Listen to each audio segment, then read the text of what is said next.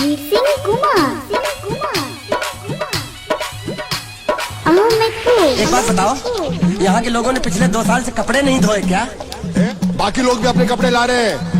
हाँ, लाने दो लाने दो लाने दो। ये सस्ता और अच्छा साबुन है।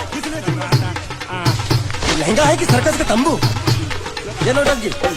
नटवर, एक बात बताओ, इस घर में कितने परिवार रहते हैं? 15-16 परिवार। हाँ, तो इसको घर क्यों बोलते हैं? इसको जिला घोषित क्यों नहीं कर देते? काम क्या, नहीं तो तुझे रस्सी में सुखा दूंगा। सिंह कुमार। अहमदपुर।